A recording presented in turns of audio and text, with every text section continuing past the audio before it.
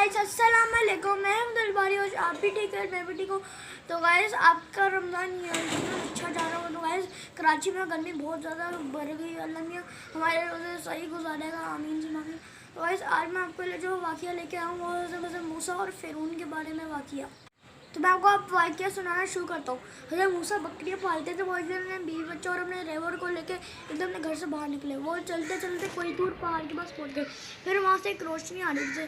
फिर ना अपने बीवी बच्चों से मूसा ने कहा कि मैं ये देख के आ रहा हूँ, रोशनी कहाँ से आई। जब गए ना तो गैब से आवाज़ आई कि हम अल्लाह मियाँ हैं, आप अपनी जूती बाहर उतार दें और हमने आपको अपने नबी चुन लिया है। तो ना वो हैरान हुए और उनका दिल ज़ोर ज़ोर से धड़कने लगा। तो ना वो दोनों ने फ़ौरन से जूती उतार दी। फिर अल्लाह मियाँ को हुक्म था कि मिस्र जा, फिर उनसे कहो कि मेरा हुक्म माने और अपने भाई हज़रत हारून को भी अपने साथ ले जाओ।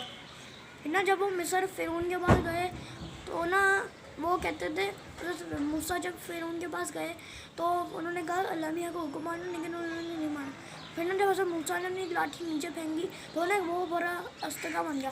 फिर ना फ़िरौन ने कहा ये कोई ज़रूर जादूगर है, मैं इसको अपना जादूगर मुकाबला करने के लिए हमने सारे जादूगरों को बुलाता हूँ। फिर ना जो फ़िरौन के जादूगर थे ना उन्होंने रस्सी के सांप बनाए, जो उनका लाठी वाला सांप था, अस्तर का था ना, वो सारे सांपों को खा गया।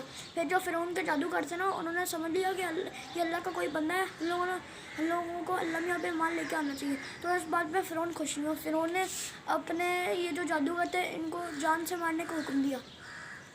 फिर ना उनकी पूरी जो बनी इसराइल कौम थी वो चली गई।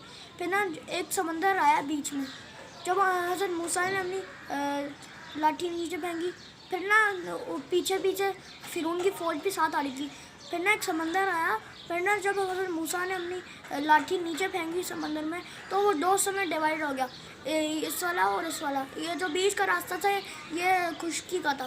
फिर ना जब वो चले गए तो फ़िरौन ने कहा कि मूसा इसी रास्ते से गया, हम लोग को उसी रास्ते से जाना चाहिए। तो फिर ना जब वो लोग फ़िरौन आया तो ना फिर ना सारा समंदर वो डिवाइड नहीं हुआ, फिर वो सारा समंदर जुड़ गया। और समंदर को जब जुड़ गया तो सारे वो जो फ़िरौन की फ़ौज थी वो उस पानी में ख़त्म हो गई। तो अभी भी फ़िरौन की लाश वहाँ पे देखी जा सकती है।